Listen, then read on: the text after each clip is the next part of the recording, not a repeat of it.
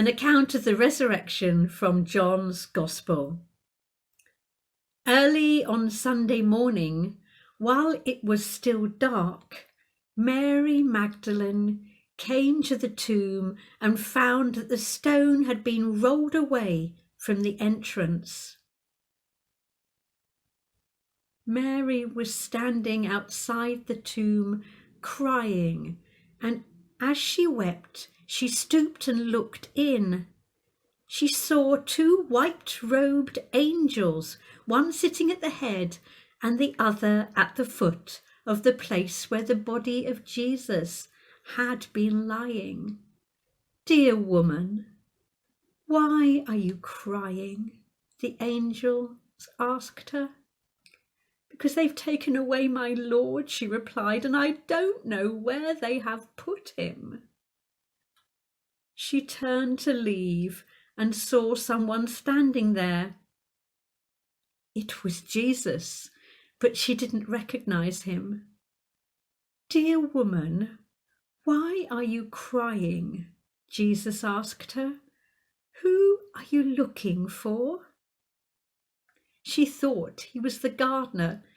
"Sir," she said, "if you've taken him away, tell me where you have put him, and I will go and get him."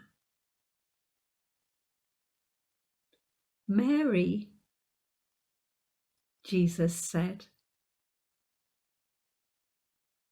Reflection on Mary Magdalene.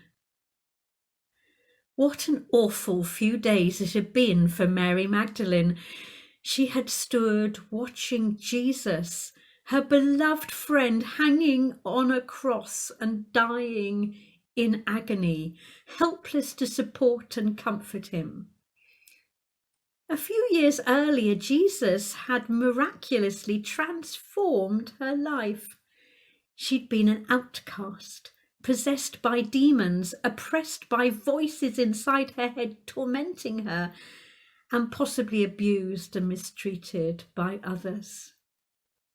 Jesus had made her whole again and given her life meaning and joy.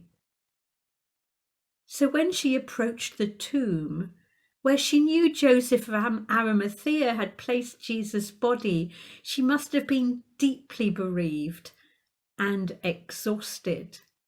I can't imagine she had slept at all during those 2 nights she had had to wait before she could go to the tomb and say goodbye properly, to anoint his body, massage his cold, dead, wounded feet and hands one last time, kiss his forehead and wipe away the congealed blood with her tears, to say goodbye and thank you one last time. Her eyes were full of tears, and she was so tired she couldn't think.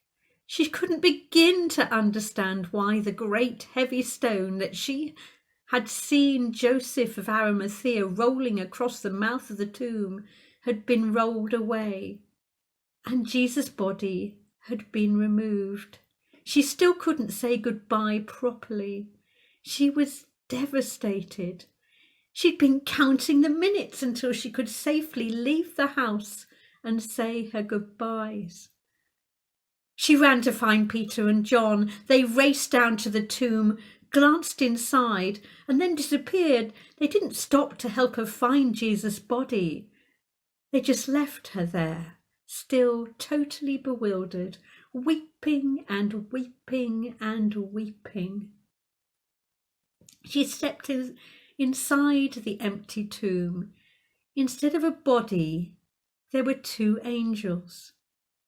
"Dear woman, why are you weeping?" "I can't find Jesus' body. I don't know where it is. I need to say goodbye." And then she heard another voice, a voice coming from the garden. She looked towards the entrance, her eyes full of tears. She could just make out the outline of a man, presumably the gardener. Was he the one who'd removed the body? Gently he asked her, "Why are you weeping?" Her mind was in turmoil. Nobody seemed to understand. Why wasn't anyone helping her to find her beloved Jesus so she could say goodbye? The disciples had run away again. The angels were just sitting there in the cave. Perhaps the gardener could help. "Oh, sir, if you've taken Jesus' body away, tell me where you have put him, and I'll go and get him." Then the gardener spoke her name.